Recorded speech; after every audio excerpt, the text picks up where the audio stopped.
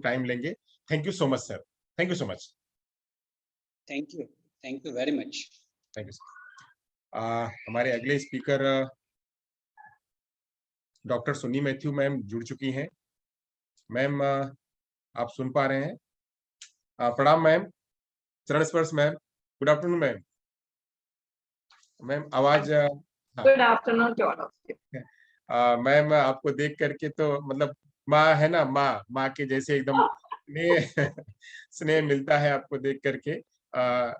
मेरा और मैम का वही माँ और बेटे का रिलेशन है और गुरु और शिष्य का रिलेशन है। मैंने मेरी पीएचडी मैम के अंडर में पूरी करी है और अली यावर जंग को संवारने का, सजाने का काम मैम ने और मैम के सीनियर डॉक्टर वर्षा गट्टू मैम ने, दोनों लोगों ने मिल करके अली यावर जंग में एजुकेशन डिपार्टमेंट को जिस तरह से सजाया, जिस तरह से उसकी लाइटिंग करी, पूरे देश में फैलाने का काम किया, वह आप ही दो महान विभूति हैं जिनकी वजह से ये एजुकेशन का इतना बड़ा हुआ। मैम आपका केयर इंस्टीट्यूट की तरफ से बहुत बहुत स्वागत है। एक आपका फॉर्मल वेलकम करने के लिए मैं सोम कृष्ण, आप सोम को जानती हैं, सोम बीएड में अपने यहाँ विद्यार्थी थे अली यावर जंग में, फिर एमएड उन्होंने आई से किया, तो हमारे साथ जुड़े हुए हैं सोम कृष्ण। तो उनको मैं रिक्वेस्ट करूंगा कि मैम का एक फॉर्मल वेलकम करें। सोम जी, मैं एक स्लाइड शेयर कर रहा हूँ, फिर जब जैसे ही मैं कहूंगा तो आप करिएगा। आपको आवाज पहुंच रही है सोम जी? Sir hello. हाँ, आई एम ऑडिबल सर? हाँ हाँ, आपको आपकी आवाज आ रही है जी। Okay. Thank you, sir. First of all, our humble pranam to Dr. Sunni M. Matthew ma'am. And I so question on behalf of Shesha KL Institute and participants of national webinar. Welcome to you, ma'am. Heartily welcome, ma'am. Generally, everyone know about ma'am, but I will present short introduction about ma'am. So ma'am is a former director at AYJ NISHD Mumbai, and she has 2.5 decades of concrete experience in the area of manpower development, especially in the hearing impairment. Ma'am specialized area are the language, subject teaching, educational evaluation, and research. Ma'am has contributed to the development of several standardized tests and published several content. Ma'am received Best Researcher Award of NCED India, and ma'am has supervised several PhD scholars, and ma'am has also guided us in always in positive direction, and ma'am is the backbone for this field. And hearty welcome, ma'am. Now I would like to request you, ma'am, please share your valuable knowledge and thought with us, so then we can do more productive in this field, as we are trying to do what you have teach to us, ma'am. And welcome you, ma'am. And now over to you, ma'am. Thank you, Som. And Som for this opportunity. And so I'll share the screen. Yeah, ma'am, please. You all can hear? Yes, ma'am. Yes, ma'am. We can hear.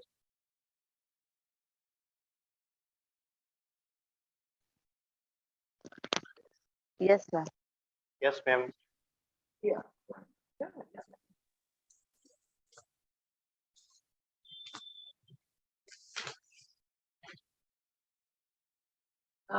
Can you all see me? Yeah, ma'am. See the screen well? Yes, ma'am. Yes, ma'am. Wait, let me. Please do the full screen.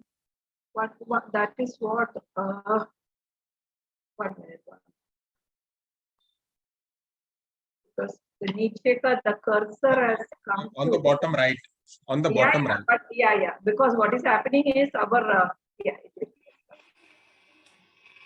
Is this all right? Yeah, ma'am. Yeah, definitely right. Okay. Yeah. So a very good afternoon to all my fellow teachers. I think 2:30, sorry, 3 o'clock, and in the afternoon sessions are very boring, and because heavy lunch के बाद आधा लोग सोएगी, आधा लोग nap लेगी. I don't know, like recreation का time है. और संतोष ने ऐसा एक काम मेरे ऊपर दिया हुआ है कि इतना एक hard, like a theory, that theoretical thing, I have to share with my colleagues who has joined as participants. See, my theme that they have chosen for today's discussion is on the schemes and provisions of Department of Empowerment of Persons with Disabilities, Ministry of Social Justice and Empowerment, Government of India, particularly for Divyang. So Department of Empowerment of Persons with about such a long name of our ministries. It is basically, अगर हिंदी में बात करते हैं तो दिव्यांगजन सशक्तिकरण विभाग, सामाजिक न्याय और अधिकारिता मंत्रालय. I hope I am right. Yeah, so, correct ma'am. Exactly. ये अपना डिपार्टमेंट है. मैं ऐसी सोचती है मेरा घर जैसा है मेरा डिपार्टमेंट. और दूसरा चीज is like when I became the director for the last 3 years, I had at least that opportunity I got in my life to closely associate with the department, to understand what are the programs, what are the schemes हमारा government of India ने दिव्यांगजन के लिए planning किया हुआ. और अगर आपने दिव्यांगजन का अगर ये डिपार्टमेंट का प्रोफाइल देखेंगे तो सिर्फ बच्चे लोगों के लिए प्रोग्राम्स नहीं है. उसका स्कीम्स हो, कोई भी प्रोग्राम हो, वो ना पूरा उसका उसके साथ कौन कौन काम करने वाला इंस्टीट्यूशन के लिए है, बच्चे लोगों के लिए, बड़े लोगों के लिए है. You know, it is like an all-round support, empowerment that they are doing. So let us try to understand what the department is about. Department मतलब क्या है वो देखिए. This department was established in 2012. उस समय हम लोग मिनिस्ट्री ऑफ सोशल वेलफेयर बोलते थे, आज उसका नाम चेंज हो गया है. और ये दिव्यांगजन का नाम भी आपको मालूम है, हमारा प्राइम मिनिस्टर ने 2016 में वाराणसी का कैंप में के हमारा बच्चे लोगों के लिए दिव्यांगजन कहा हुआ है. So this entire objective of this ministry is to create an inclusive society where equal opportunities have been provided for दिव्यांगजन. मतलब हम जैसे हमने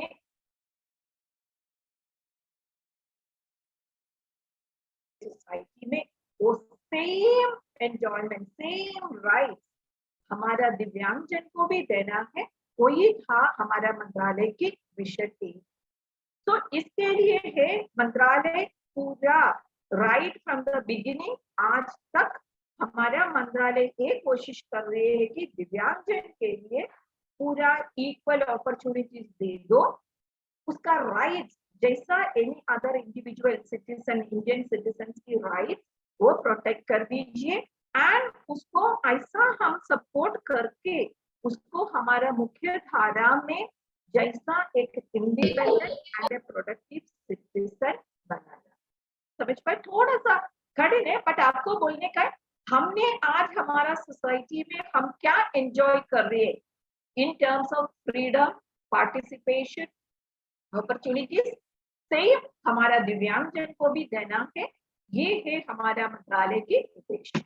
और अगर हम हमारा मंत्रालय में देखेंगे तो मेन ये सब काम किसके द्वारा हो रही है, हमारे दिव्यांगजन के पास किसके द्वारा पहुंचाते हैं. हमारे मंत्रालय में 9 नेशनल इंस्टीट्यूट्स है, 9 नेशनल इंस्टीट्यूट्स है और अभी 21 composite regional centres for rehabilitation and empowerment of persons with disabilities चालू है और मोर अभी चालू होने वाला भी. तो अगर हम देखें तो around 30 institution day and night across the country में काम कर रहे हैं हमारा दिव्यांगजन को आगे लाने में, एम्पावर करने में हम कोशिश करते हैं. अगर इसकी इंस्टीट्यूट सॉरी अपना मिनिस्ट्री के बारे में और किसी भी एक नेशनल इंस्टीट्यूट के बारे में और एक CRC के बारे में अगर आपको जानना चाहते हैं तो वेबसाइट में पूरा डिटेल सबके पास. अगर हमने स्कीम्स और स्कीम्स के बारे में बात करेंगे तो मैं बहुत छोटे से ऐसा ये किया हुआ है. हम देखेंगे तो the main is ADIP scheme, full form सब कुछ मैं बता दूंगी. हमारे पास DDRS की स्कीम है हमारे मंत्रालय में। हमारे मंत्रालय में सिप्टा स्कीम्स के अंदर प्रोविजन दिया हुआ है। स्कॉलरशिप्स एक अंडर एक हेड में हमने प्रोविजन दिया है, and also national fund under PWD। ये सब हेड्स के द्वारा, स्कीम्स के द्वारा, प्रोविजंस के द्वारा हम हमारा दिव्यांगजन के पास पहुंचते देते हैं। अभी मैं आप लोगों को एडिप स्कीम के बारे में बताना चाहती हूँ। और एडिप मतलब क्या है, बहुत स्वीटली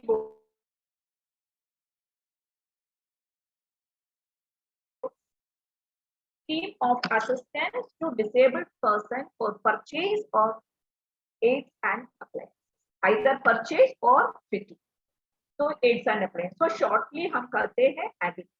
This scheme actually बहुत पुराना स्कीम है और ये 1981 में हुआ है। और आप लोग पूछेगी मैं क्यों ये इसकी जानकारी ले लूं, हमको ये CRE में आके हमको ये स्कीम की जानकारी क्यों जरूरत है, क्योंकि हम लोग दिव्यांगजन के लिए काम कर रहे हैं। ये दिव्यांगजन में काम करते नहीं है तो भी हमारा आजू बाजू में अगर कोई दिव्यांगजन है, वो लोगों को हमको गाइड कर सकते हैं अगर हमको ये जानकारी, ये स्कीम एडिप स्कीम के बारे में जानकारी। एडिप स्कीम की टाइटल में बहुत क्लियरली बताया हुआ है ये स्कीम किसके लिए है, एड्स एंड अप्लायंसेस लोगों को, दिव्यांगजन को देने के लिए। तो उसमें अगर हम देखेंगे तो एज बार नहीं है। और ये स्कीम 1981 में चालू किया है एंड नाउ अभी 2022 अप्रैल में, ये महीने में हमारा उसका रिविजन होके नया रिवाइज्ड स्कीम हमारा वेबसाइट में और हम लोग इम्प्लीमेंट करते हैं। तो एकदम लेटेस्ट लास्ट मंथ में मैंने क्या बात किया वो नहीं है, इस बार की हमारा एडिप स्कीम रिविजन हो चुका है। तो इसमें मैंने आपको क्लियरली बोल दिया एज बार नहीं है। और अगर किसी को भी एड्स एंड अप्लायंसेस मिलने का है तो हमने बोला है उसको 40% डिसेबिलिटी सर्टिफिकेट, मतलब 40% का सर्टिफिकेट दिव्यांगजन का UDAD कार्ड और डिसेबिलिटी सर्टिफिकेट होना चाहिए। उसका मंथली इनकम किसी भी सोर्सेस में उसका पेरेंट्स का इनकम 30,000 के नीचे होना चाहिए। आधा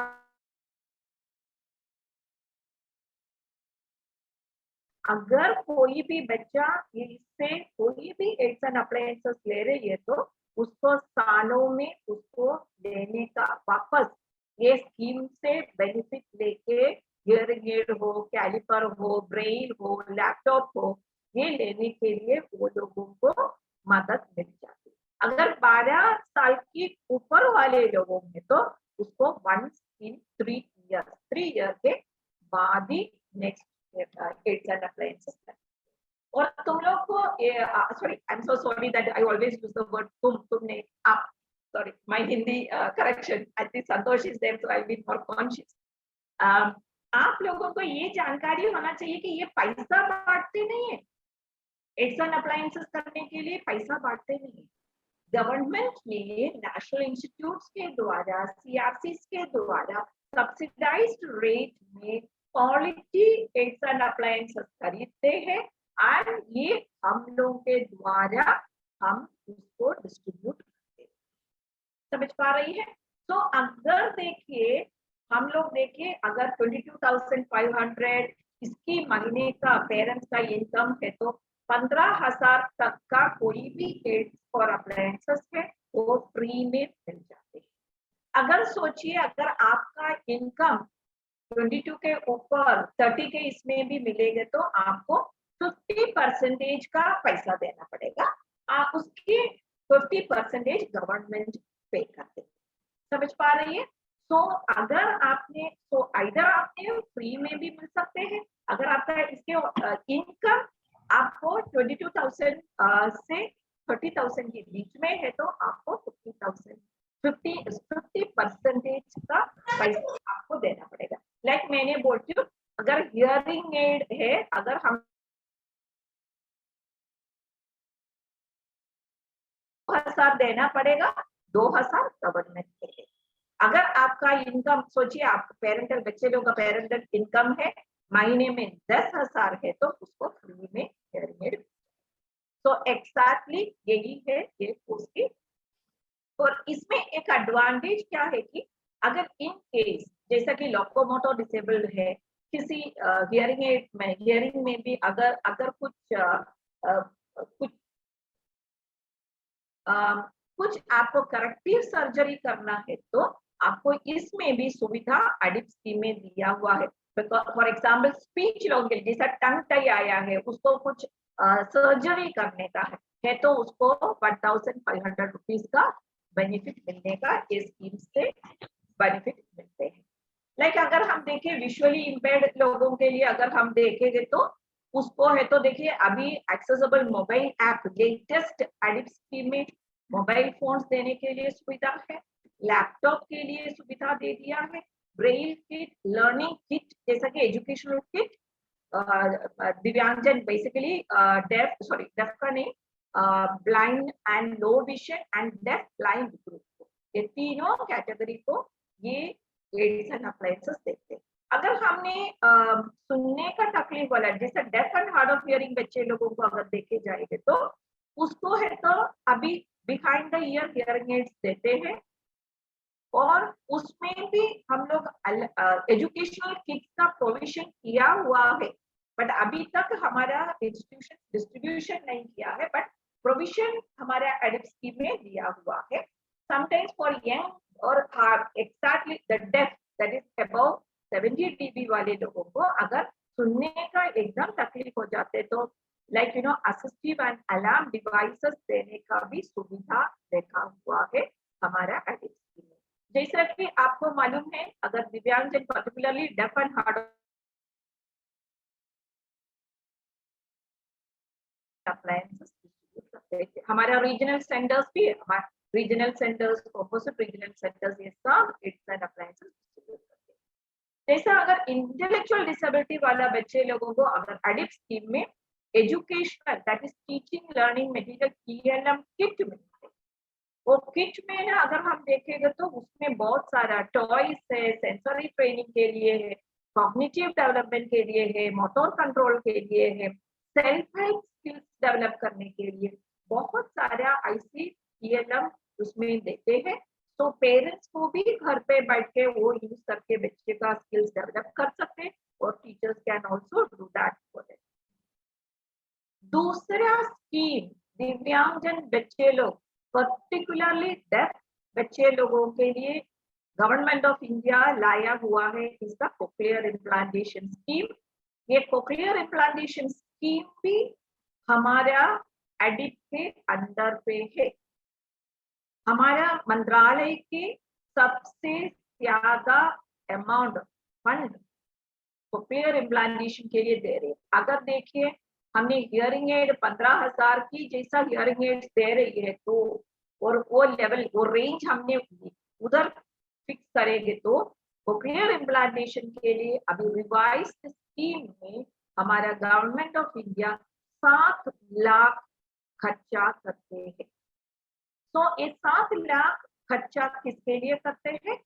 1 साल से 5 साल के अंदर में कोई भी डेफ बच्चा है और वो बच्चे को अगर हियरिंग एड की बेनिफिट ना हो, बेनिफिट नहीं मिल रही है तो देन हम लोग कोक्लियर इम्प्लांट का ऑप्शन देखते हैं।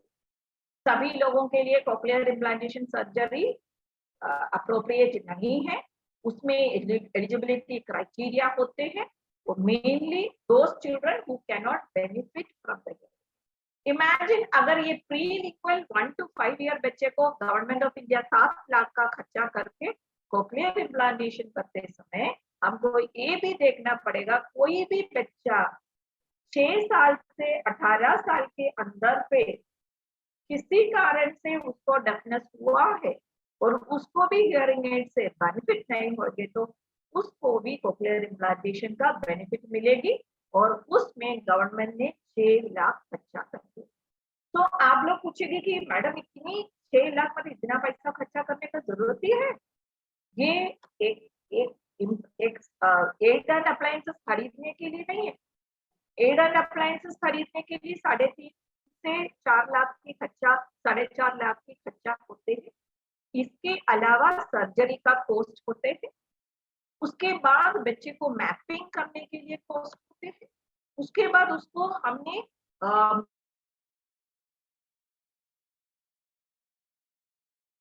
बट ये थेरेपी देने वाला लोगों को गवर्नमेंट पैसा दे सेशन वाइज।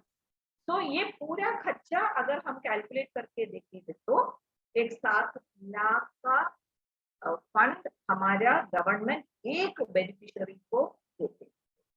अगर हम देखेंगे तो अभी आपको मालूम है, मैंने बोल दिया है कोक्लियर इम्प्लांटेशन एक सर्जिकल प्रोसीजर है, इसलिए हमको हॉस्पिटल्स का मदद चाहिए। इसलिए गवर्नमेंट ऑफ इंडिया ने क्या किया है, अपना मंत्रालय ने 219 हॉस्पिटल्स अक्रॉस द कंट्री में उसको जोड़ी हुई है, और वो हॉस्पिटल्स के द्वारा हम लोग कोक्लियर इम्प्लांट करते हैं। हमारी साथ अराउंड 429 और अप्रोक्सीमेटली रिहैबिलिटेशन प्रोफेशनल्स है, special educators, HI hearing impaired में स्पेशलाइज किए वाला special educator, speech language pathologist हमारे साथ जोड़ी हुआ है, उसको इम्प्लांटेशन के बाद उसको थेरेपी देने के लिए। अगर और आपको ये याद रखिए, हमारा ये स्कीम मेरा टेन्योर के टाइम में I remember very well, this was selected for the Prime Minister's Excellence Award. This was one among 12 shortlisted schemes था गवर्नमेंट ऑफ इंडिया का। अराउंड 658 एप्लीकेशंस, कुछ ऐसा ह्यूज एप्लीकेंट्स आए थे, उसमें से हमारा कोक्लियर इम्प्लांट स्कीम सेलेक्ट हो चुका है। और अगर आपको कोक्लियर इम्प्लांट, बिकॉज मेरा 1 आवर में इतना डिटेल्स में जा नहीं पाएगी, अगर आपको कुछ इम्प्लांटेशन के बारे में अगर आपको जानकारी चाहिए तो आपको मैंने उसमें वेबसाइट एड्रेस दिया हुआ है, वो वेबसाइट एड्रेस में पूरा डिटेल्स आपको दिया हुआ है। उसका प्रोसीजर्स भी हमने बताया हुआ है। ऑनलाइन एप्लीकेशन भी हमारा वेबसाइट में है, डाउनलोड करिए, फॉर्म फिलअप करिए with all the evaluation sheets. आप वो रिव्यू करेगी, उसके बाद अगर एलिजिबल है तो उसको सेलेक्ट हो जाएगी। देन पेरेंट्स के अनुसार उसको कहाँ सर्जरी करना है वो लोग वो सेलेक्ट करते हैं, उधर से हम लोग आगे सर्जरी करते हैं, उसके बाद उसका सपोर्ट देते हैं। पूरा सिस्टमैटिक प्रोसीजर है, बहुत क्लीन एंड क्लियर है। सो आपको किसी को ऐसा बच्चे लोगों को बेनिफिट हो सकते हैं तो जरूर आप अपना ये जानकारी कोक्लियर इम्प्लांटेशन के बारे में जानकारी आप, ये हमारा अगर मेरा पार्टिसिपेंट्स में ज्यादा स्पेशल एजुकेटर्स है तो ये हमारे लिए बहुत थोड़ा अच्छा इंफॉर्मेशन है, because this are related to the scholarship that the government of India is offering for the दिव्यांग बच्चे। तो अभी आप लोग बोलेगी is it for the small children? No, ये थोड़ा बड़े बच्चे लोग 9th स्टैंडर्ड ऑनवर्ड्स बच्चे लोग, क्योंकि उसका आगे बिकॉज बेसिक एजुकेशन नहीं है, फर्दर एजुकेशन, उसको क्वालिटी एजुकेशन, उसको हायर एजुकेशन प्रमोट करने के लिए गवर्नमेंट ऑफ इंडिया ने 6 स्कीम्स लाया हुआ है। एंड मेरा एक टाइम में it's be very difficult for me to explain each and everything, but इसका भी पूरा इंफॉर्मेशन है। आप देखिए कि प्री मैट्रिक स्कॉलरशिप, अगर प्री मैट्रिक मतलब before 10, so this scholarship is basically meant for 9th and 10th students, standard students के लिए है। गवर्नमेंट ऑफ इंडिया ने 25,000 स्कॉलरशिप इसके लिए रखा हुआ है, और ये स्कॉलरशिप के अंडर में 3 प्रकार की सपोर्ट होते हैं। मेंटेनेंस अलाउंस देते हैं, बुक्स का ग्रांट करके थोड़ा अमाउंट देते हैं, डिसेबिलिटी अलाउंस करके भी हमारा बच्चे लोगों को सपोर्ट, ये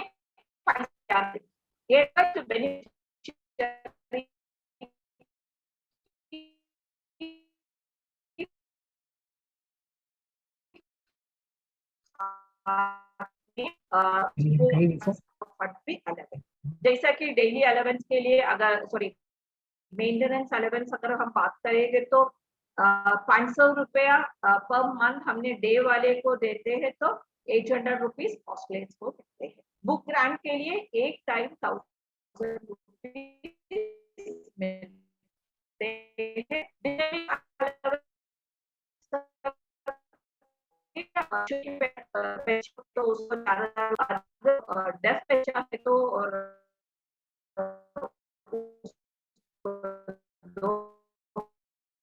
2000 में नाइन्थ एंड 10th हो गया ना, 11th 12th एंड ग्रेजुएशन और सम सर्टिफिकेट और पोस्ट ग्रेजुएट डिप्लोमा कोर्सेस किसी करना चाहते हैं और ऐसे बच्चे लोगों को सपोर्ट किस ऑलवेज आप याद रखिए ये स्कॉलरशिप सभी के लिए नहीं है। गवर्नमेंट और अपना मंत्रालय को सभी दिव्यांगजन को सपोर्ट करना इम्पॉसिबल है, फंड्स का स्केर्सिटी ऑलवेज है। तो एकदम नीडी वाला कौन है, वो नीडी वाला बच्चे को ही सपोर्ट याद रखिए। अगर पेरेंट्स को उसका एक्सपेंडिचर मीट कर सकते हैं तो दे कैन डू इट। अगर इन केस नहीं होते तो such children can utilize the scheme to get the support. So ये बेसिकली हम लोग पोस्ट मैट्रिक स्कॉलरशिप ना इधर यूजीसी के द्वारा लेते हैं, अदरवाइज एआईसीटी के द्वारा हम करते रहते हैं। और इसमें भी ना 17,000 स्कॉलरशिप्स ऑल ओवर इंडिया देते रहते हैं। तो कोई भी ऐसा बच्चे लोगों को मुश्किल होते हैं तो जेन में अपना मंत्रालय ये सब स्कॉलरशिप के लिए एप्लीकेशन खुदाते समय जरूर हमारा बच्चे लोगों को प्रमोट करके इसको करते हैं। तो इसमें ना हम लोग देखेंगे तो बेसिकली मेंटेनेंस अलाउंस देते हैं, डिसेबिलिटी अलाउंस देते हैं, reimbursement of compulsory non refundable fees. जैसा कॉलेज का फीस भरते हैं ना उसमें कॉशन डिपॉजिट है तो हमको रिफंड मिलते हैं, कॉशन डिपॉजिट गवर्नमेंट नहीं देगा। बाकी ट्यूशन फी वगैरह अगर उसको रीइंबर्समेंट देते तो वो देते हैं, बुक का अलाउंस भी देते हैं। और इसमें भी अगर हम देखें तो 4 ग्रुप में गवर्नमेंट ऑफ इंडिया ने क्लासिफाई किया है ये बच्चे लोग। जैसा कि अगर कोई भी बैचलर एमबीबीएस में पढ़ रही है, फिनांस, उसका तो ऑलमोस्ट हॉस्टलर्स को 1600 रुपीज पर मंथ हॉस्टल वाले को मिलते हैं, 750 डे को मिलते हैं। अगर आपने डिग्री कर रही है सेकंड ग्रुप में, एलएलबी कर रही है, बीएफए कर रही है, इस तरह के कोर्सेस करना चाहते हैं कोई दिव्यांगजन है तो उसको भी अलाउंस देते हैं 1100। पहले का तो 1600 है, ये 1100 में है। ऐसे अलग अलग है। और 10वीं 11वीं 12वीं में अगर कोई भी बच्चा स्कॉलरशिप लेना चाहते तो उसमें भी हॉस्टल वाले को 900 रुपया देते हैं और डे वाले लोगों को 550 का स्कॉलरशिप मिलते रहते हैं। तो इवन आपने देखे national fellowship for persons with disabilities, ये मेरा ख्याल से आप लोगों में से किसी मास्टर्स किया हुआ है, यूजीसी फेलोशिप सुने होगा। दिस इज बेसिकली लाइक दिव्यांगजन अगर कोई पीएचडी कर रही है, एमफिल कर रही है, अब ये तो एमफिल एनपी के साथ वो बर्थ हुआ है तो मोस्टली अपना मंत्रालय वो स्कीम रिवाइज करेगी। अर्लियर एमफिल कर रही है, पीएचडी कर रही है, तो ऐसा कोई बच्चा कोई अपना बच्चे लोग आगे जा रहे हैं तो देन उसको वो बेनिफिट उसमें भी फेलोशिप मिलते रहते। फेलोशिप में भी लाइक 5 साल की देते हैं, 3 साल में जेआरएफ है, 2 ईयर में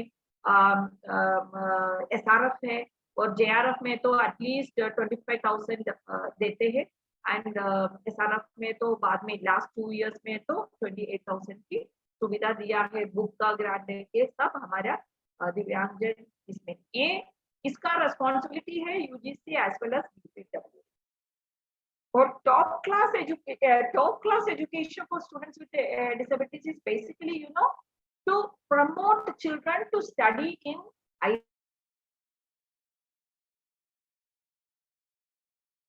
of excellence में बच्चे लोगों को पढ़ने का मौका मिल रही है और उस तरफ की उसका क्वालिटी एजुकेशन ऑफर करने के लिए ये गवर्नमेंट ने top class education for students with disabilities भी ऐसा स्कीम भी तैयार किया हुआ है।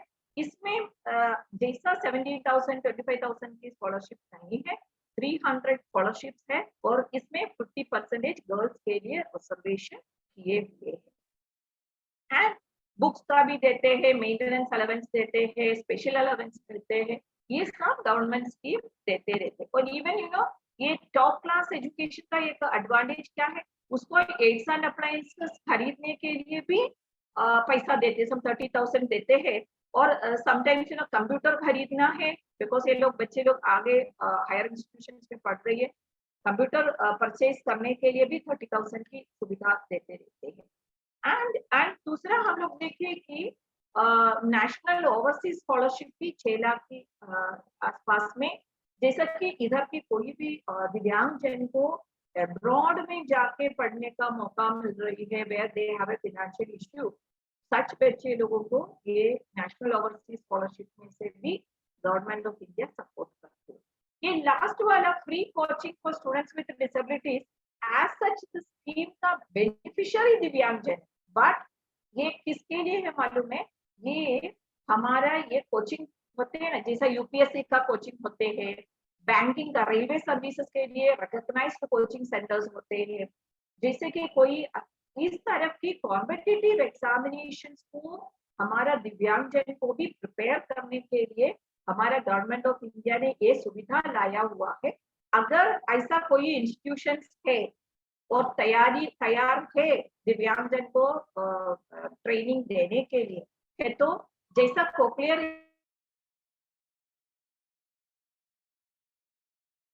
वैसा ये सब कोचिंग सेंटर्स को भी एकदम एम्पैनलमेंट हो सकते हैं।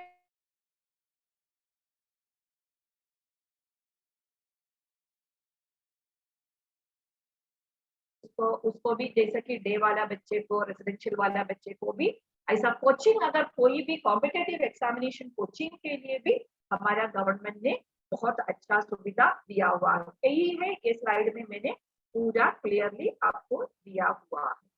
सब में आपको मालूम देखना पड़ेगा कि सीलिंग है। अभी ये स्कीम में ला रही हूँ, ये scheme actually it is called as the SIPDA scheme.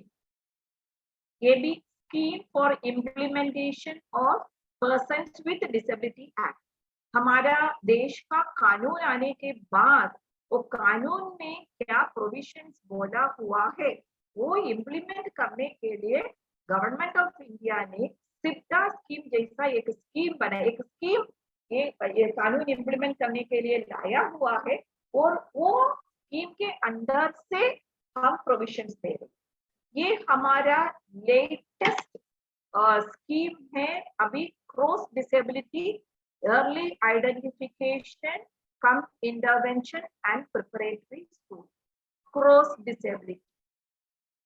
ये स्कीम भी नेशनल इंस्टीट्यूट्स और सीआरसीज की द्वारा चलाते रहते। ये लास्ट ईयर में, ये लास्ट जून में हमारा 2021 जून में हमारा उस समय की गहलोत सर, मतलब हमारा मंत्री जी, secretary madam, joint secretary madam and even हमारा स्टेट मिनिस्टर्स इनॉग्रेट किया हुआ है। और ये अभी 7 नेशनल इंस्टीट्यूट्स में और 7 सीआरसीज में चल रही है। और ये स्कीम की ये सेंटर के एडवांटेज क्या है कि कोई भी, अभी जैसा कि नेशनल इंस्टीट्यूट अलीवर जंग है, हम है तो हियरिंग इम्पेयर्ड के लिए स्पेशलाइजेशन, बट ये cross disability early intervention centre आने के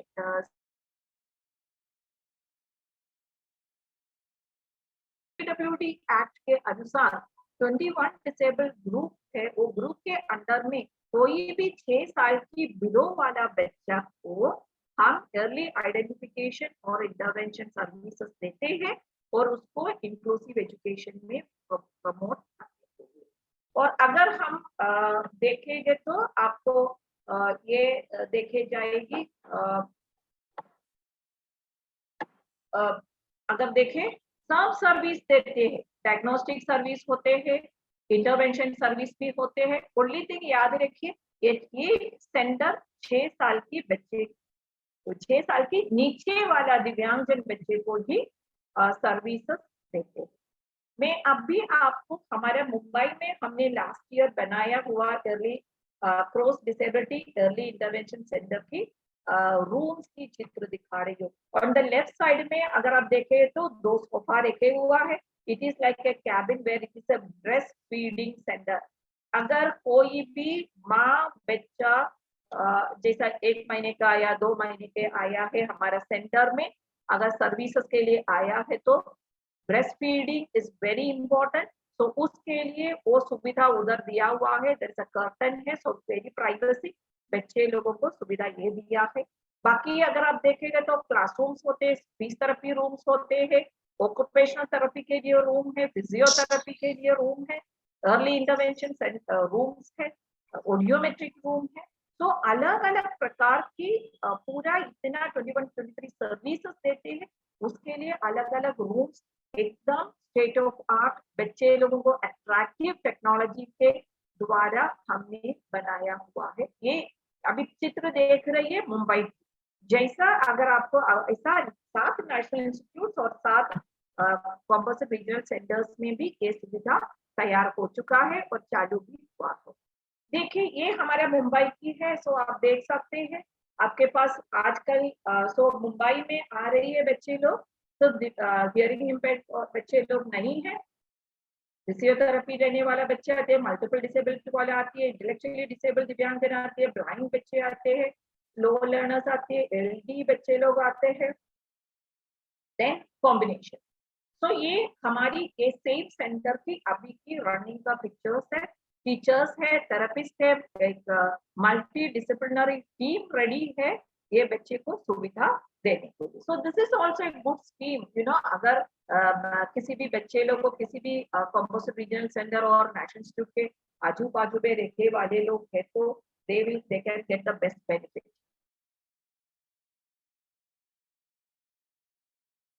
और शेयर कर रही हूँ आपको, शायद एनजीओ में अगर इम्प्लीमेंट करने का मुश्किल होते तो भी आपको ये सेटअप की लेआउट समझ पा सकते हैं, ये सेटअप कैसे बनाया हुआ है, उसमें क्या सर्विस हो चुका है।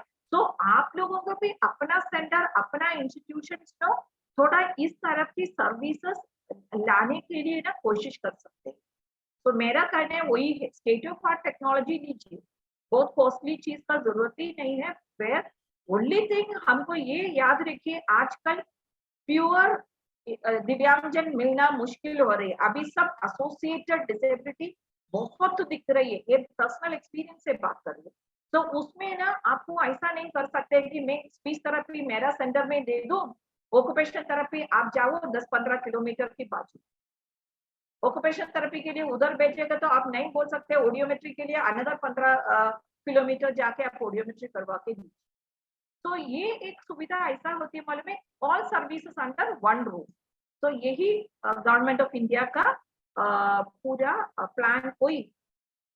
दूसरा चीज है ये आप लोगों का जनरल इंफॉर्मेशन, इसका भी मैं क्यों शेयर कर रही हूँ, ये भी दिव्यांगजन का बेनिफिशियरी दिव्यांगजन, बट अप्लाई करने वाला दिव्यांगजन नहीं है। This is basically for NGO sector, that is called as the DDRS scheme, that is Deen Dayal disability rehabilitation scheme. ये भी स्कीम अगर हम देखेंगे तो हमारा में अगेन वापस वो कानून हमने RPWD एक्ट वगैरह आ चुका है, वो एक्ट को इम्प्लीमेंट करने के लिए हमारे पास इस तरह की स्कीम।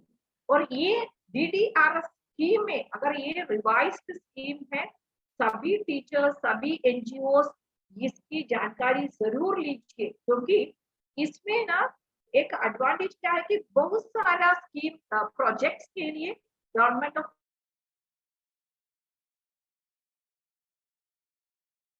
चिल्ड्रन के लिए अगर आपको कुछ इंटरवेंशन सेंटर, थेरेप्यूटिक सेंटर जैसा, क्रॉस डिसेबिलिटी सेंटर तरफ जैसा बनाने का है, कम्युनिटी बेस्ड रिहैबिलिटेशन प्रोग्राम्स को आपको गवर्नमेंट ऑफ इंडिया से मदद करते रहते हैं।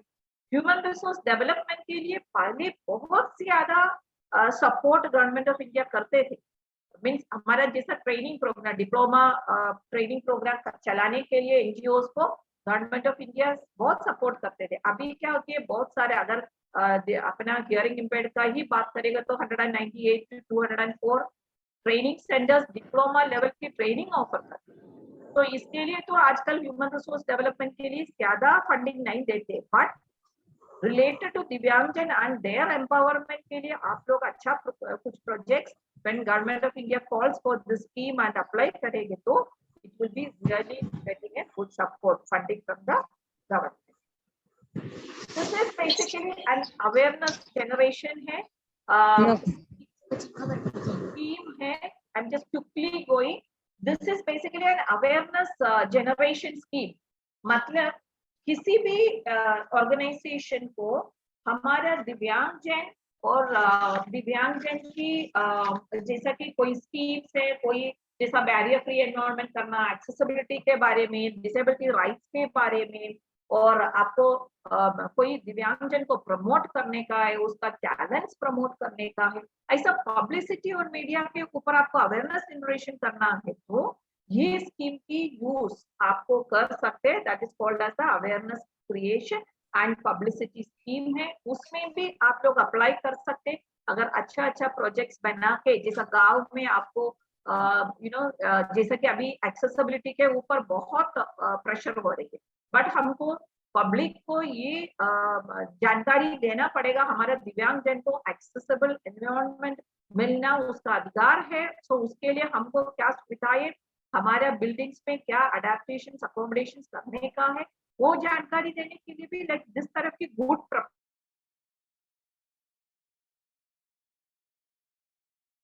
जरूर सपोर्ट मिलने का चांसेस है। दिस इज ऑल्सो हम लोग टीचर्स हैं, आप लोग याद रखिए हमारे ऑर्गेनाइजेशंस में रिसर्च का बहुत फंडिंग देते हैं। ये बहुत कम लोग यूज कर रहे हैं। आपको मैं ओपनली बोले कि ये R&D ये रिसर्च कमेटी में मैं लास्ट 3 इयर्स में मैं मेंबर, इसलिए मेरे को पर्सनली मालूम हुआ था, ओ माय गॉड इतना सपोर्ट है। बट हम लोग कहाँ थे, हम लोग सो के बैठ गए थे। कितना अच्छा रिसर्च प्रोजेक्ट्स हमको गवर्नमेंट ऑफ इंडिया में सबमिट करके हमको फंडिंग ले सकते थे। बट आपको याद रखना पड़ेगा वो रिसर्च प्रोजेक्ट्स हमारा दिव्यांगजन का सशक्तिकरण के ऊपर होना।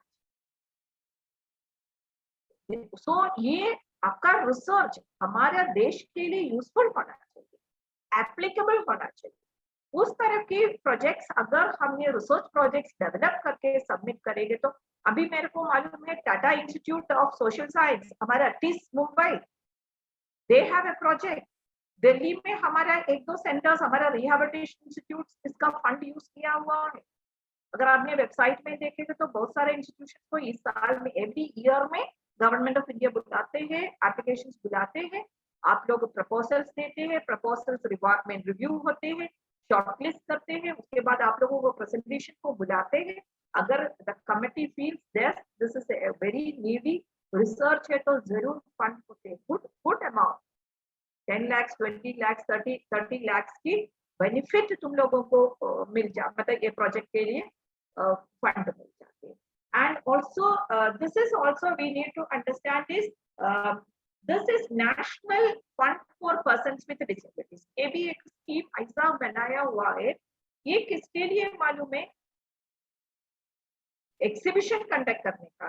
जैसा कि कोई दिव्यांगजन आर्टिस्ट है, अच्छा ड्राइंग करते हैं, पेंटिंग करते हैं, स्कल्पचर्स बनाते हैं, उस तरह की ऐसा कोई है और उसका टैलेंट स्किल्स आपको प्रमोट करने का है, तो you can apply under this national fund for persons with disability. और जैसा कि अच्छा टैलेंटेड बच्चे लोग आपके पास है, उसको नेशनल्स में इंटरनेशनल प्रोग्राम्स में पार्टिसिपेट करने का है, बट उसके पास फंड नहीं है, ऐसा बच्चे लोगों को भी इधर ये स्कीम के अंदर national fund for persons with disabilities के अंदर में गवर्नमेंट ऑफ इंडिया को can support in this way.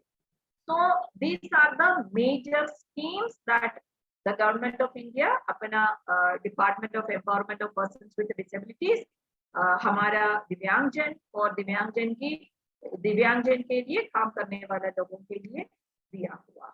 Apart that आपको मालूम है government of India as well as हम सब RPWD एक्ट इम्प्लीमेंट करने के लिए हमारा रिस्पॉन्सिबिलिटी है।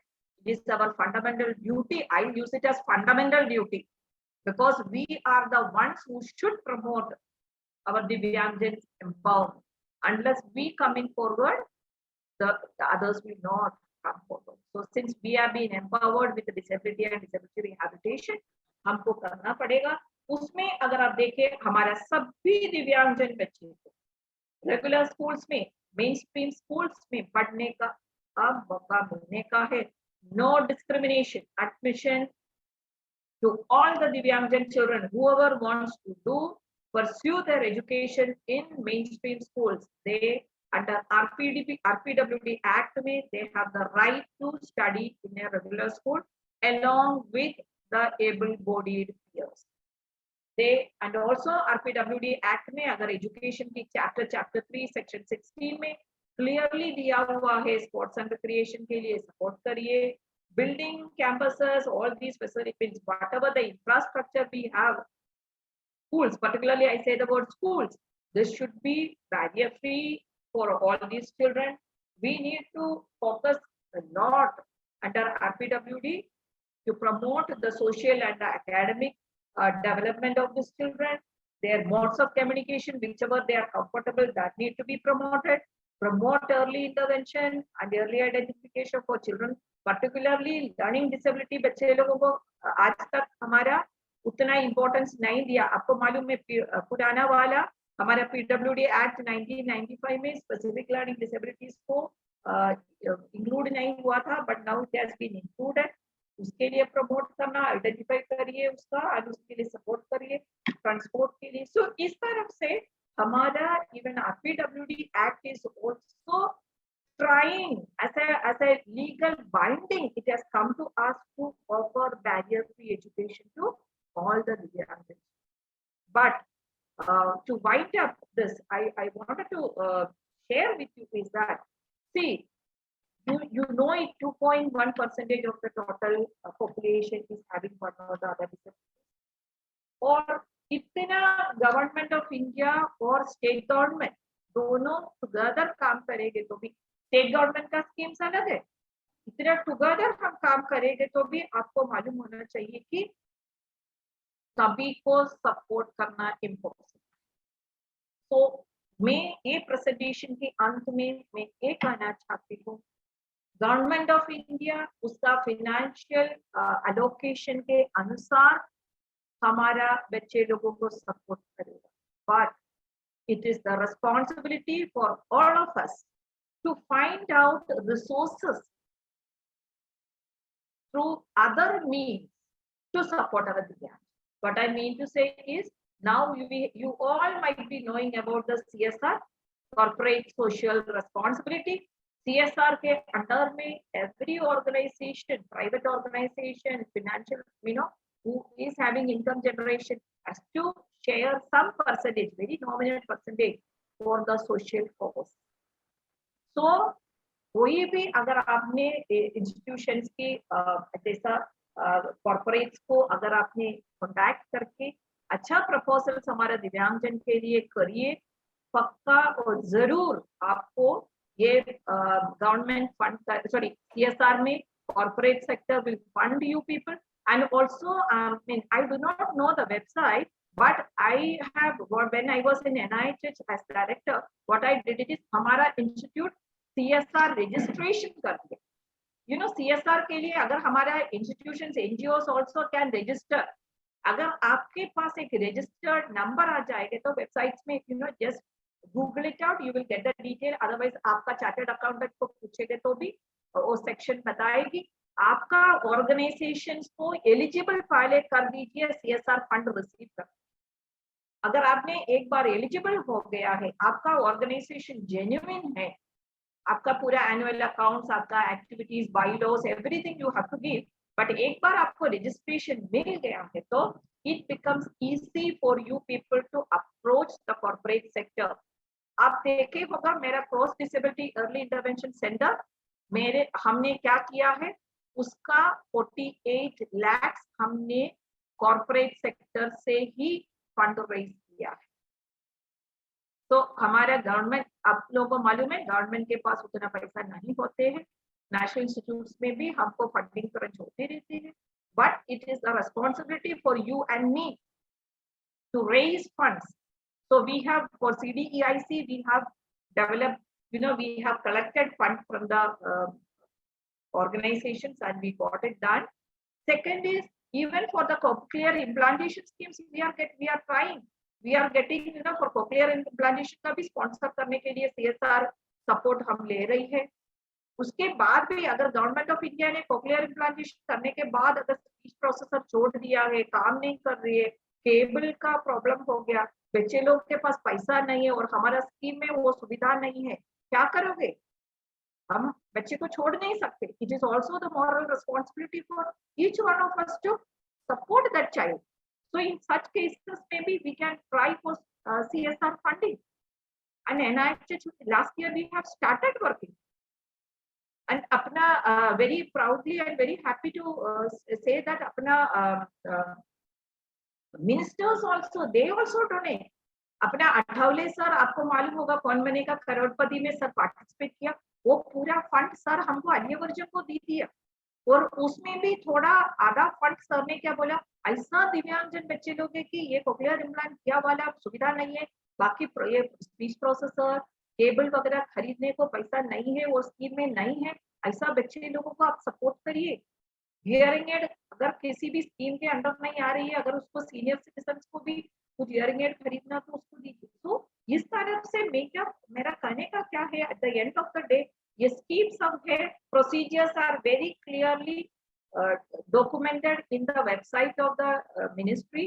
अपना डिपार्टमेंट की वेबसाइट मैंने सब भी मेरा प्रेजेंटेशन में दिया हुआ है, वो आप लोग उधर देख लीजिए, पूरा क्लियर कट आती है. और आप लोग बीच में अपना दिव्यांगजन सशक्तिकरण विभाग की वेबसाइट में आप देख के रखिए, क्योंकि व्हेन कॉल इनविटेशन आते हैं ना, एप्लीकेशंस बुलाते समय आप लोगों को जनरली आपको मालूम है ईयर एंड खत्म होने के एक third quarter, sorry the fourth quarter में ये सब एप्लीकेशन बुलाना चालू हो जाती है फॉर द नेक्स्ट ईयर के लिए. So well in advance call करते हैं, तो उस समय देख ले, अप्लाई करिए, एंड देन उस तरफ से अगर आपने आगे कोशिश करिए, CSR के द्वारा भी सपोर्ट करिए.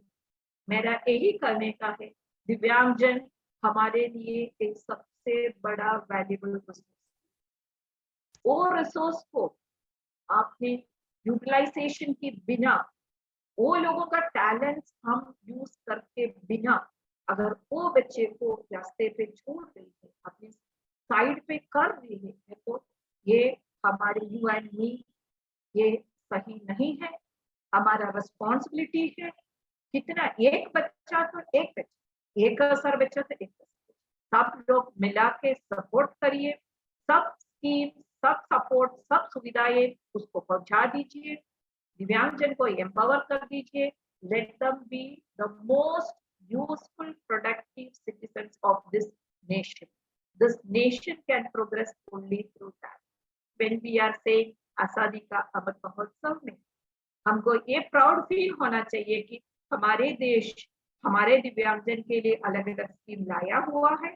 अभी हमारा रिस्पॉन्सिबिलिटी है वो स्कीम सभी के पास पहुंचाना थ्रू गवर्नमेंट सपोर्ट और non government support. With all this I thank my next slide is to thank the KL Institute for giving me this opportunity to talk on in fact on behalf of the Divyangjan the schemes, particularly to Dr. Santosh for inviting me.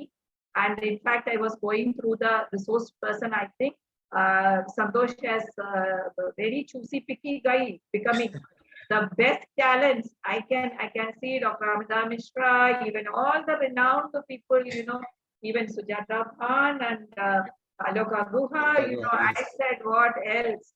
Such a wonderful CRE program, Santosh, you have planned, because they are the real resources for the rehabilitation. Yeah, I consider all these resource persons as very valuable.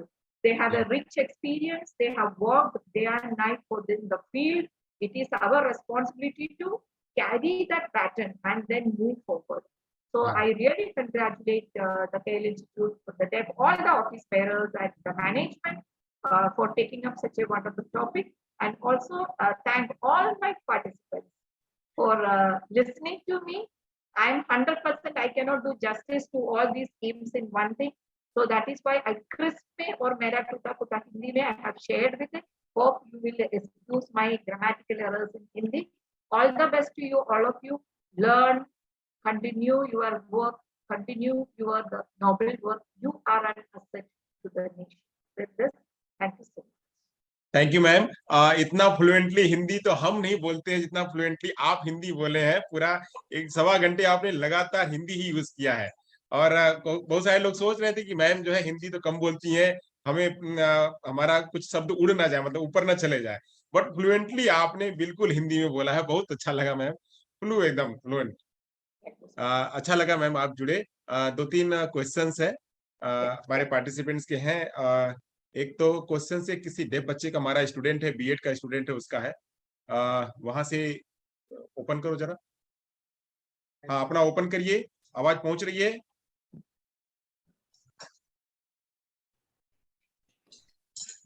हाँ हाँ ma'am, ये आप अगर pin करेंगे, 1 minute उसको बोलो रुके, रुके जरा, अभी रुके, उसके उमेश को बोलो रुके, उमेश को बोलो रुके। हाँ मैम, ISL पिन करिए, ISL करके, ISL करके होगा, अब सर्च करिए, उसको पिन करिए, आपको दिखाई लगेगा। हाँ, या वहां से बोलिए तो कोई अपने अपने यहाँ से बोलिए तो आपका आपका वो जो सिस्टम वो दिखाई पड़ेगा। हाँ मैम, वहां से देखिए, जहां से आवाज आ रही है ना मैम, वहां पिन करिए तो वो लड़का आपको पिन हो जाएगा। या बोलिए। अब बोलो, साइन करो।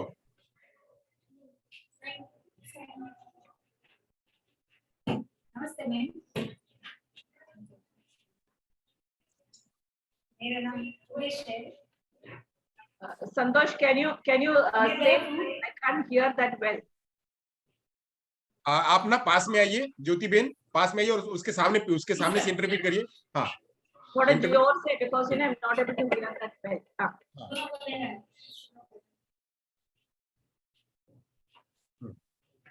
वो ब्लर कम करो, ब्लर बंद करो, ब्लर बंद करो, वीडियो का ब्लर बंद करो। हाँ, वीडियो का ब्लर बंद करो, पूरा दिखे।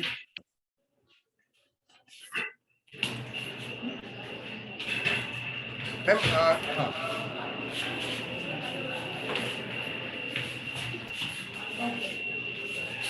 हाँ ठीक है, अब बोलिए। आप और इधर आइए ज्योति बेन, कैमरे की तरफ आइए ज्योति बेन। हाँ गुड, अब ठीक है। हाँ ठीक है, साइन करो। नमस्ते मैम, मेरा एक क्वेश्चन है। मैं डेफ हूँ, मुझे लगता है, और मैंने कहीं देखा भी है, थोड़ा बहुत जाना है कि कोक्लियर इम्प्लांट करवाने से बच्चे शायद बच्चे की डेथ हो जाती है।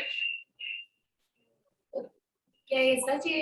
ये मैं जानना चाहता हूँ। क्या कोक्लियर इम्प्लांट होने के करवाने से बच्चों की डेथ हो जाती है, ऐसा मुझे लगता है। ये डेथ की बात कर रहे हैं कि कॉकलियर इम्प्लांट करवाने से, ऐसा हमने बहुत देखा हुआ है, इनका कहना है डेफ का, कि कॉकलियर इम्प्लांट बच्चे करवाते हैं तो उनकी डेथ हो जाती है, और ये कहते हैं कि हमारे पास आंकड़े भी ऐसे हैं कि ये पेरेंट्स को भी देखने को मिलता है ऐसा। तो क्या ये सच बात है? क्या सबसे पहले आप लोग याद रखना, सभी डेफ लोगों को कोक्लियर इम्प्लांट सूटेबल नहीं है। नंबर 1 फर्स्ट हमारा फैक्ट वही है, ठीक है।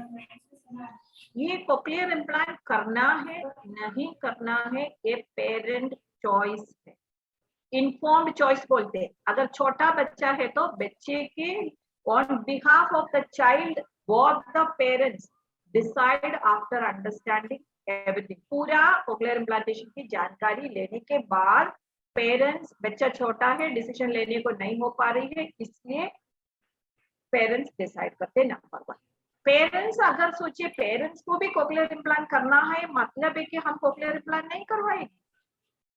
पहला हम लोग देख लेते कि हियरिंग एड का बेनिफिट मिल रही है तो हियरिंग एड का हम रिकमेंड करूंगी।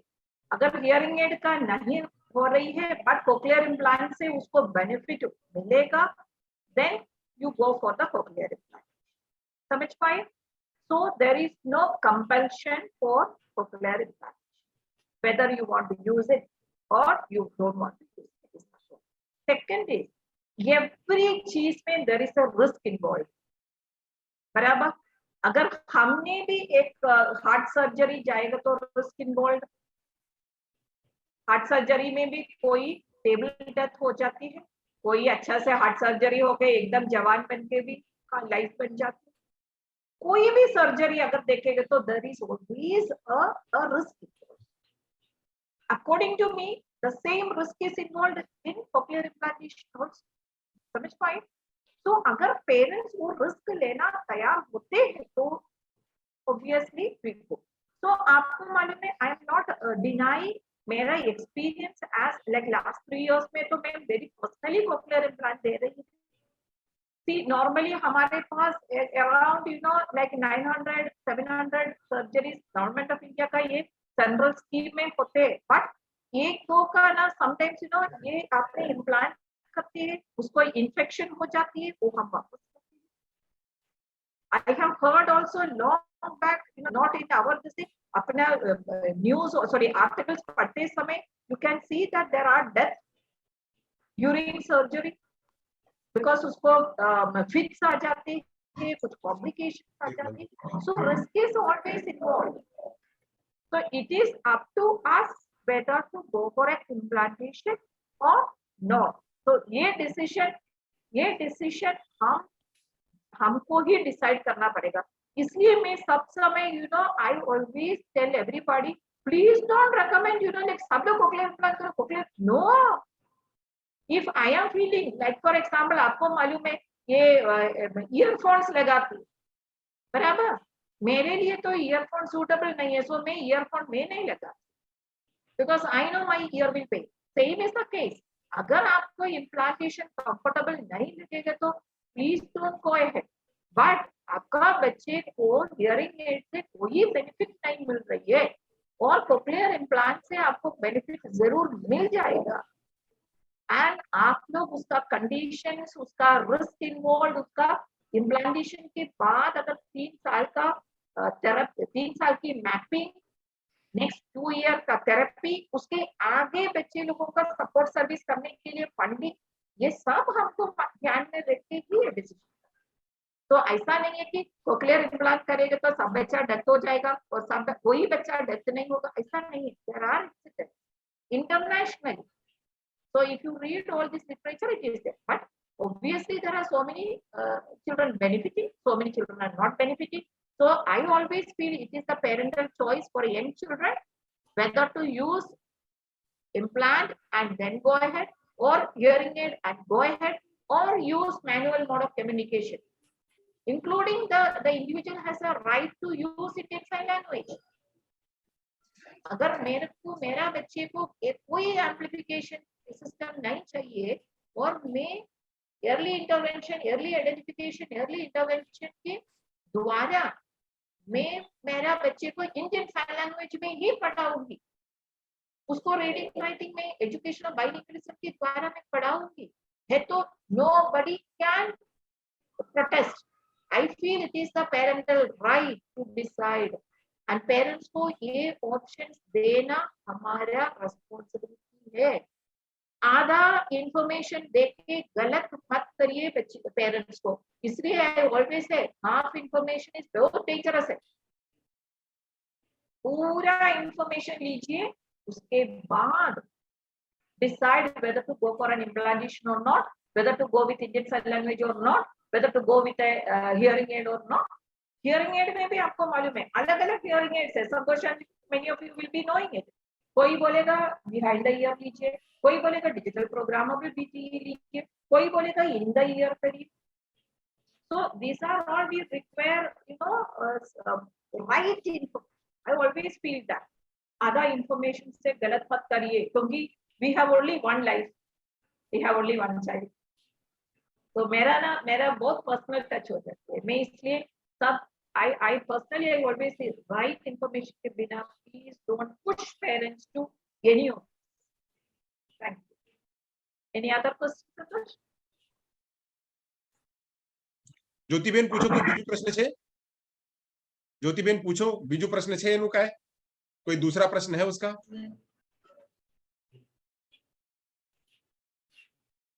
हाँ, आपने बताया था। मुझे समझ में आ गया। अभी मेरा दूसरा क्वेश्चन ये है कि जो मम्मी पापा है शायद उसको समझाए, वो देखे, फिर वो डिसाइड करे अलग अलग हिसाब से क्या सही है क्या गलत है। इसकी जिम्मेदारी मम्मी पापा की है, ठीक है। डॉक्टर उसे सलाह देते हैं या जो सही है गलत है सब बता दे कि प्लस पॉइंट क्या है माइनस पॉइंट क्या है, उसके बाद वो डिसाइड करते हैं। जब बच्चा थोड़ा बड़ा होता है, उसको सिखाते हैं, तब उसे पता कि शायद वो डॉक्टर ने सही सलाह दी या नहीं। उसे शायद पता, जब वो समझता है तब बहुत देर हो जाती है, बच्चा बड़ा हो जाता है या मम्मी पापा डिसाइड कर लेते हैं पहले, क्योंकि इम्प्लांट हो चुका होता है।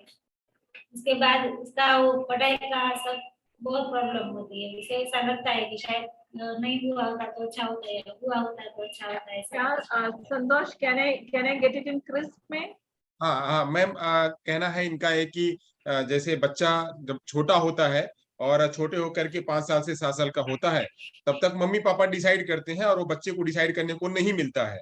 और जब तक वो डिसाइड करने का मम्मी पापा जब तक अवेयर होते हैं और जब तक बच्चा जान पाता है, तब तक समय चला जाता है।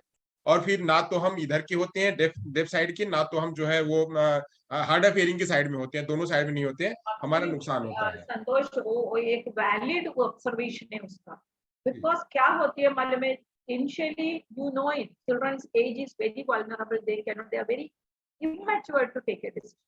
1-year-old baby, 2-year-old baby, what decision? Yes. Even we know it, like 20 to 20-year-old also it's finding it difficult to take decision, isn't it? To decide their career, MBBS में जाने का है क्या, वेटरनरी में जाने का है क्या, BSc में जाने का है क्या, डिप्लोमा लेने का है क्या, डिग्री में जाने का है क्या, आज का यही है system. So many times I always feel हमारे पास कोई ऑप्शन नहीं है, बच्चे लोगों का कस्टोडियन है अपना parents. So I always tell parents should, before, don't jump into anything, immediately take right decision, understand, learn, discuss, find out the right people, don't decide on one person's opinion, and help, we should help, there the role of us will come। हम गलत उसको ना, हमको hearing aid बेचने का है, इसलिए we should not say that आप ये ले लो, ये ले लो, ये ले लो, no, we should see whether it is beneficial to the child sometimes also, but I always tell that we need to understand there is risk involved. When children become big, then they will, they feel, okay, this was good to me and this was not good to me. I have seen both also. Mera experience mein, even I will tell you, even with the cochlear implantation also, with the hearing aid also, I have seen such things. Now I am having that Monday, there is an international webinar on auditory verbal practice of that SPARSH program. So the first video was of a child was implanted very young, and today she is doing excellent. So her parents are saying, and she is saying, thank you so much for cochlear implantation. I agree. So it means that their parents' decision was right. The child is also agreeing to that decision, but not all children's cases may not be the same. So there is always an individual, what to say that, this risk involved, that I always say, there is a risk involved that. So when we are preparing our children, we need to say, like for example, I always say, engineering, MBBS nahi mila, matlab tumhara life end nahi hote. We should say today, even good cooks, हमारे country में डरते हैं, अच्छा cooking आने वाले लोगों को भी जिंदगी आज इतना डिमांड है। right. It is not that MBBS होना ही चाहिए कि अब, बट MBBS वाला 5 स्टार में क्लिनिक चलाते वाले लोग भी है। हमारा टीचर्स में भी आपको मालूम है, स्पेशल एजुकेटर 2000-5000 लेने वाले लोग भी है, 2 लाख 4 लाख लेने वाले लोग भी है।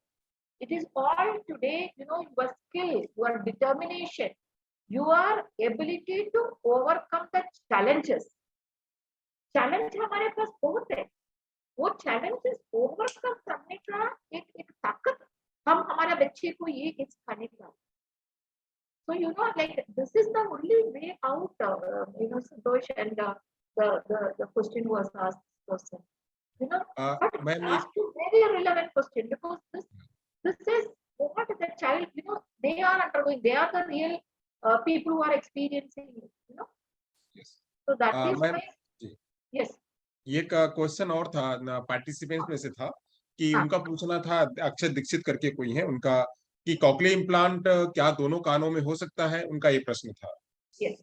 See, cochlear implantation binaural भी दोनों साइड में भी हो सकते हैं, एक में भी हो सकते हैं, obviously, and many a times आजकल का है तो again I'm telling depends upon the benefit that they are getting. अगर दोनों में इम्प्लांट होके बेनिफिट्स मिल रहे हैं तो जरूर कर दीजिए, no doubt about it.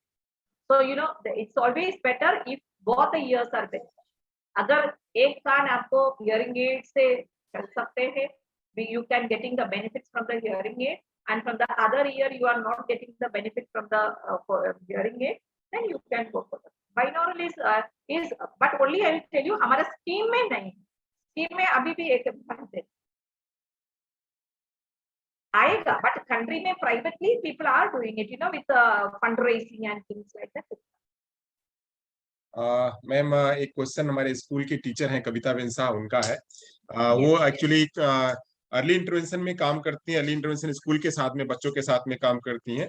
Almost बच्चे कॉकली इम्प्लांट वाले हैं, तो उनका उस पर अनुभव भी है, और वो हमारे जो फाउंडर ट्रस्टी हैं उनकी बेटी भी हैं, और उनका कई सालों से पूरा इनका अनुभव है। तो प्रश्न आपसे करना चाहती है इसके संदर्भ में। हाँ, वीडियो इनकी तरफ करिए।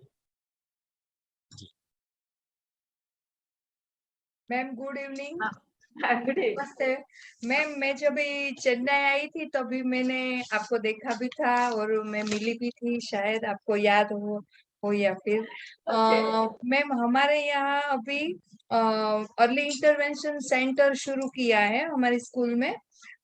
तो उसमें बहुत से पेरेंट्स और बच्चे हैं, मेरे पास शायद 17 या 20 छोटे छोटे बच्चे हैं, और इसमें से काफी सारे बच्चे को इम्प्लांट किया हुआ है।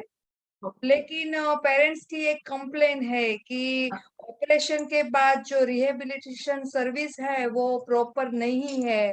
शायद मैपिंग भी टाइम सर नहीं होता है, और जब बैटरी उसकी जो कंपनी, कौन सी कंपनी की बैटरी वो डालते हैं वो गवर्नमेंट बता नहीं देती है कि क्या बैटरी कौन सी कंपनी की है, उसकी क्या आवरदा है कितनी। तो फिर अभी क्या होता है कि ऑपरेशन तो फ्री में हो गया, गवर्नमेंट ने कर दिया, पर फिर आफ्टर पोस्ट उसका जो खर्च है वो या अभी कोई भी संजोगों में उसका जो है वो इम्प्लांट है वो बंद हो गया है।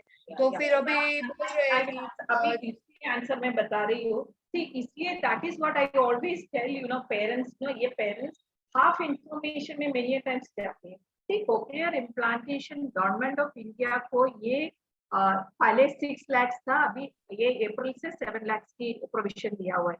ये 6 लाख में आप देखिए 3 year free mapping and 2 year therapy. Earlier it was 1 year and 2 year therapy. Now I am very practically, like if I am a mother of a child, I'm sharing done by the audiologist, right? All the audiologists who are empaneled in our institution is eligible to do the mapping.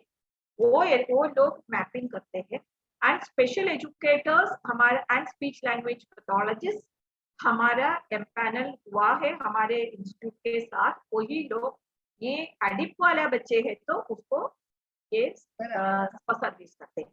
आप याद रखिए कि हम लोग देखिए government of India can not go to each and every therapist to look whether the therapist has the required skill or not. ऐसा qualifying examination नहीं, आपको मालूम है individual. So what we, but parents have been given the full freedom because ADIP मेरा post operative rehabilitation team of our institute में ना वो लोग parents को phone call करके पूछते हैं bill release करने के पहले, madam this is very clear because Aliyagar Jekka I know it because we are very closely I was looking at, so we call the parents to check, देखो ये 15 session हुआ है क्या, आप satisfied है क्या, even if they wanted to change the therapist they have a provision. That is number one. Second is government scheme में like lifelong battery option, cable option, speech processor बंद हुआ तो हमने एक प्रोग्राम लॉन्च किया 2014 में, गवर्नमेंट ऑफ इंडिया लॉन्च किया 2014 में।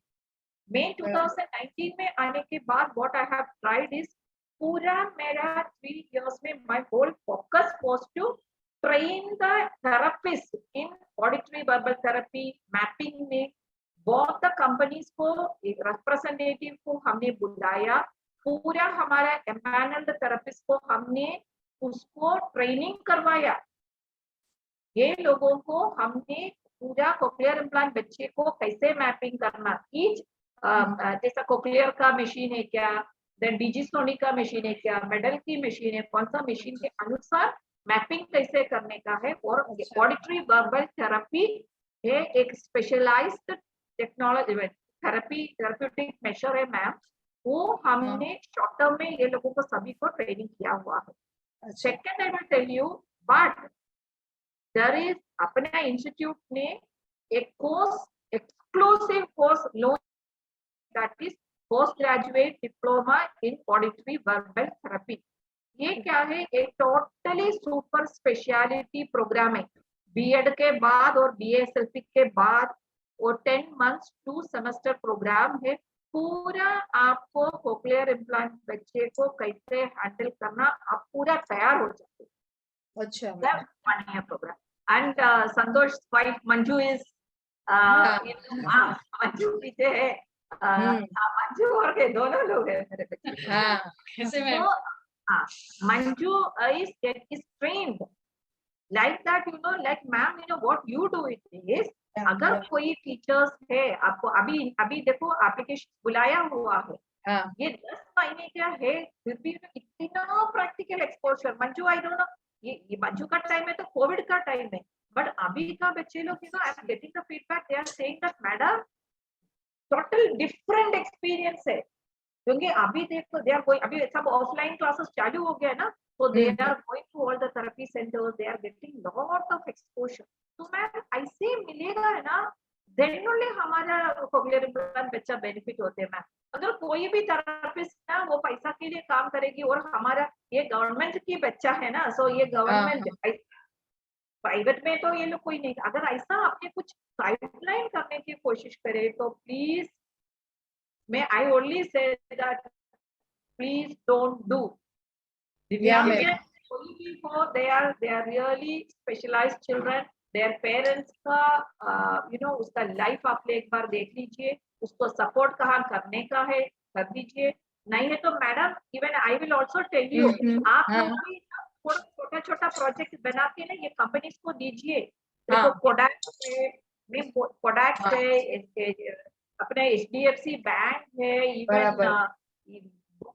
बहुत सारा ऑर्गेनाइजेशन उसके पास CSR फंड दे सकते हैं अगर अच्छा प्रोजेक्ट लाने के लिए। अच्छा। आप आपका 20 लोगों को ना सपोर्ट करने के लिए एक छोटा सा प्रपोजल करके आप लोग जाके मिलके आ जाइए, और आप बोल दीजिए गवर्नमेंट ऑफ इंडिया का स्कीम में हम इतना बेनिफिट मिल रही है, इसके आगे देखिए सर, हमारा ये बच्चे लोग का पेरेंट्स बिलो पॉवर्टी लाइन में है, वो लोगों के पास उतना पैसा नहीं, बट अगर हम कोक्लियर इम्प्लांट से उसको बराबर सपोर्ट करने के बच्चे का लाइफ ऐसा बोल के अगर आप कोई अप्रोच करेंगे तो ना, मेरे को ऐसा लग रही है, कभी ना नहीं बोला, मेरा एक्सपीरियंस मैं पर्सनली किसको बोला है मैं उसे करवा के लाया। नहीं मैम, हम आपने जो आपका जो सजेशन दिया, हम उसके ऊपर प्रॉपर ध्यान रख के हम लोग भी ऐसा प्रयत्न करेंगे, क्योंकि जिसका हो गया है उसको तो हम वो ही हेल्प कर सकते हैं। और फिर मेरा एक दूसरा क्वेश्चन है मैम, आपके पास टाइम है? यस। मैम मेरे पास जो अर्ली इंटरवेंशन सेंटर में जो इम्प्लांट वाले बच्चे हैं बराबर, उसका अभी जो कोरोना के कारण उसके पहले उसका ऑपरेशन तो हो गया, फिर उसका जो स्पीच थेरापी था, वो लैंग्वेज डेवलपमेंट था, उसमें थोड़ा ब्रेक हो गया। अभी हमारे पास 3-4 महीने से आते हैं वो बच्चे। अभी क्या है कि उसकी एज हो गई है, तो उसको अभी जून से फर्स्ट स्टैंडर्ड में डालना है, क्योंकि 7 इयर्स हो गए। पर मेरे हिसाब से उसका स्पीच या लैंग्वेज डेवलपमेंट इतना नहीं हुआ है जितना फर्स्ट स्टैंडर्ड वाले नॉर्मल बच्चे का होता है।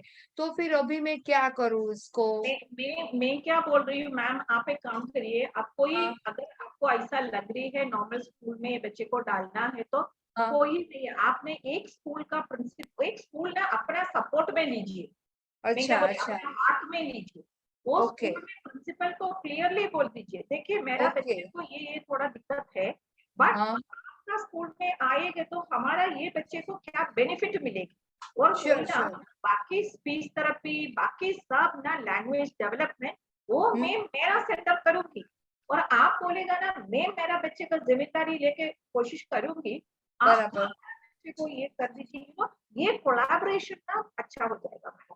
देन ना आपको क्या होती है, आप बच्चे को ये वेकेशन का टाइम है, हाँ। समटाइम्स हाफ डे होती है ना, हाँ हाँ हाँ हाँ तो आपने उसको बुला दीजिए कि देखो हाफ डे ना तुम लोग स्कूल के बाद हमारे पास आ जाइए, सभी कॉलेज सपोर्ट सर्विस, तो वो अच्छा। सपोर्ट सर्विस में बच्चे को बुला दीजिए, एंड आप एक काम करिए कि उसको सपोर्ट दीजिए, सो दैट वी नो क्या हो रही है, कहाँ बच्चा गिरने का जगह में आप लोग है।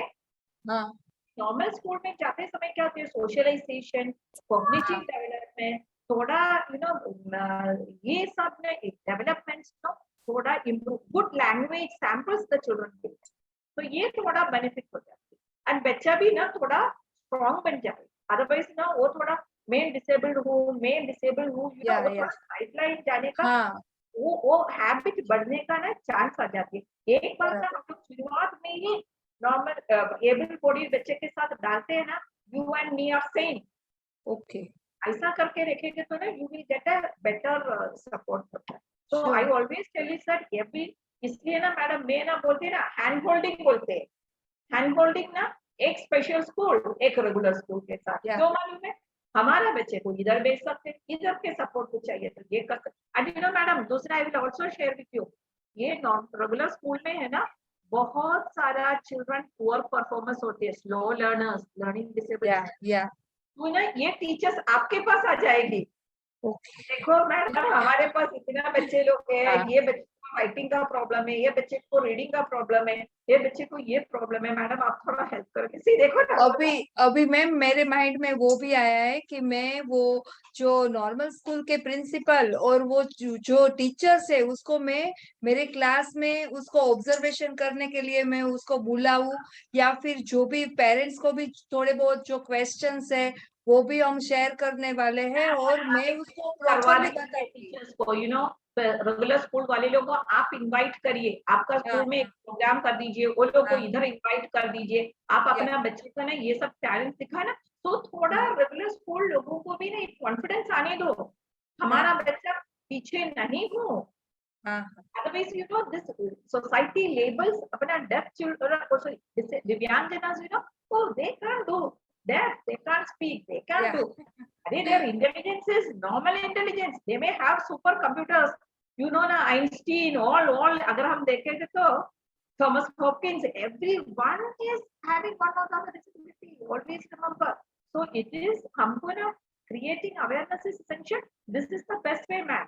आप लोग कुछ इसमें चीफ टेस्ट करके बुलाओ, कुछ प्रोग्राम के लिए कुछ वर्कशॉप कंडक्ट कर दीजिए, यू नो, ओके all या can come together, and whenever you require a support, you take support of all national institutes, because government of India will depute resource persons for you people.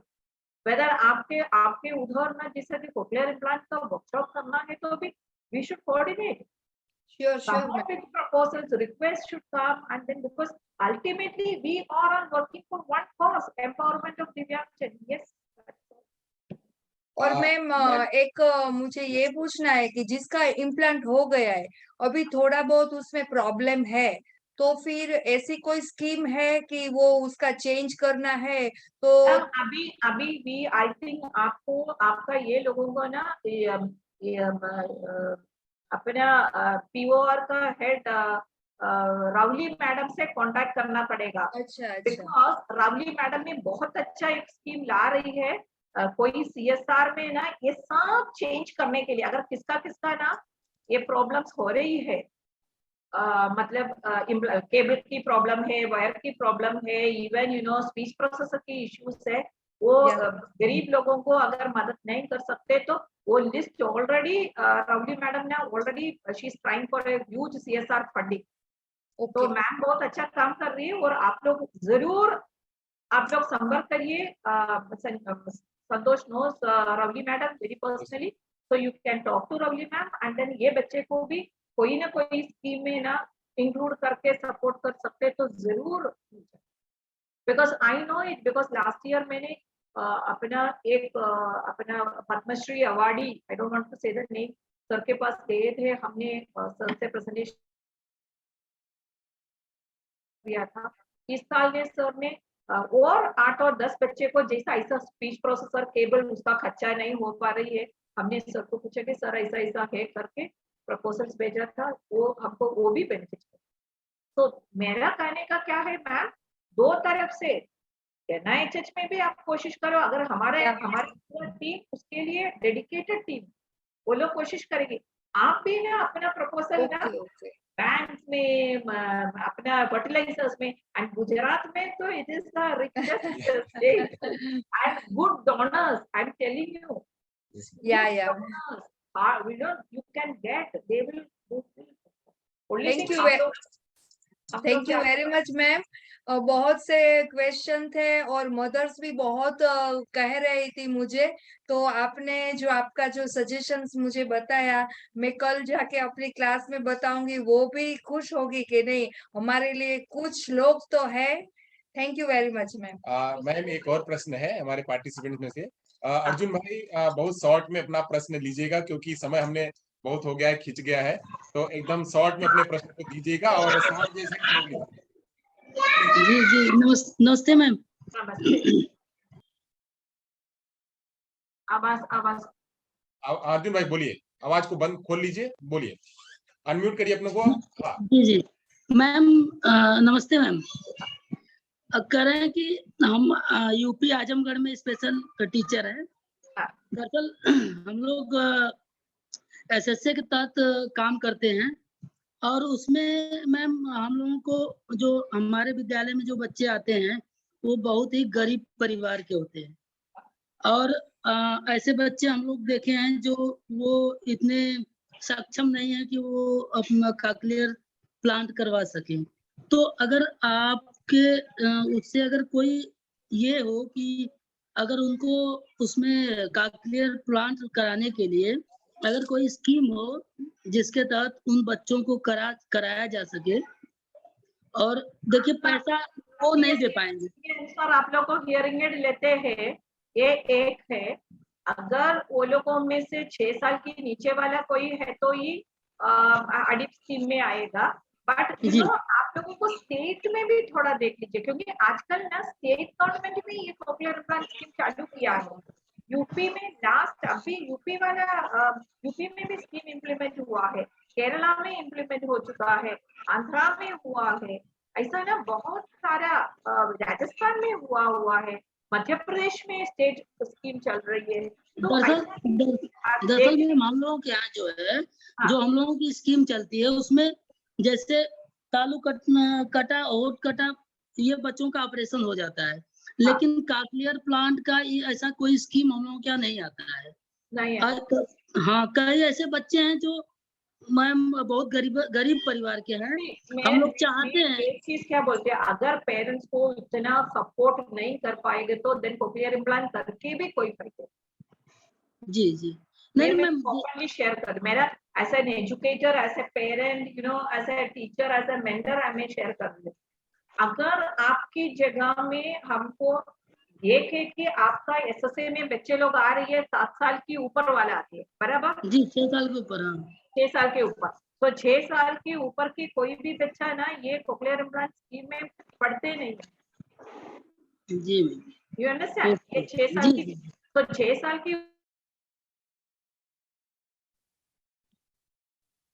को हमको ढूंढना पड़ेगा, समझ पाए।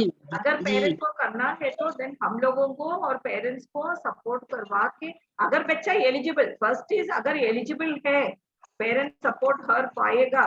मैंने again and again आप लोगों को वही मैं बता रही थे, अगर बच्चा एलिजिबल नहीं है तो देन कोई फायदा। अब इम्प्लांट करो, इम्प्लांट इज नॉट लाइक चश्मा ना, आई ऑलवेज से चश्मा तो ठीक है, करेक्ट, हमारा नंबर वाला चश्मा पहनेगा तो दिखेगी, बट इम्प्लांट हो, हियरिंग एड हो, अगर हम करने के बाद उसको ट्रेनिंग 4 to 5 years में सिंसियरली हमको ना हार्ड वर्क, मतलब मैं क्या बोलती हूँ ना, अपना स्वेट एंड ब्लड हम छोड़ के हम काम करना, बस उतना काम करेंगे तो उतना बेनिफिट हमको आगे मिलेगी।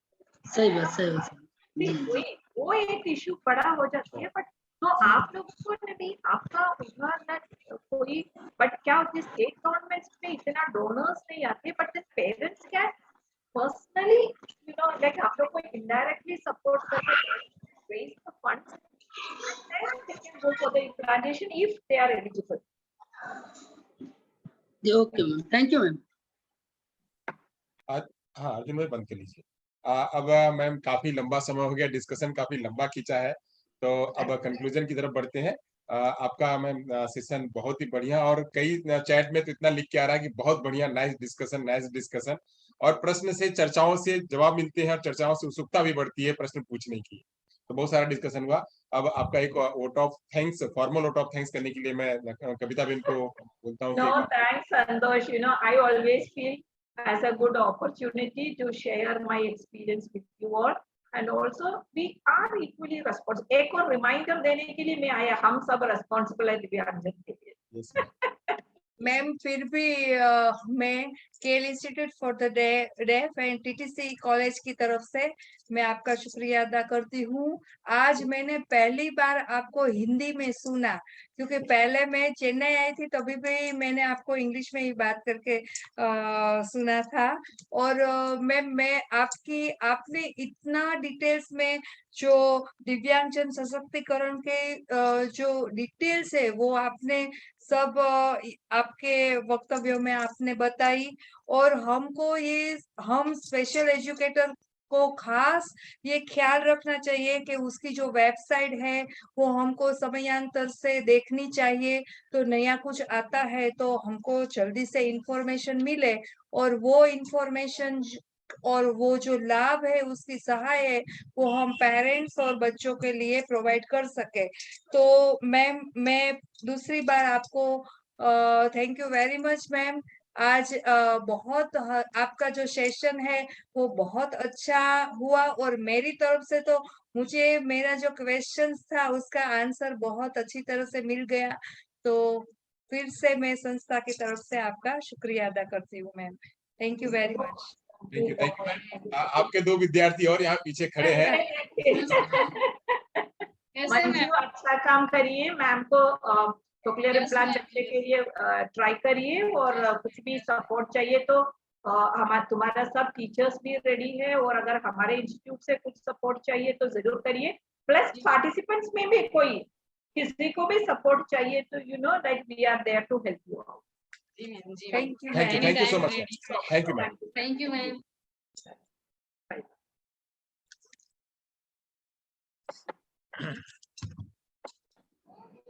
Thank you, ma'am.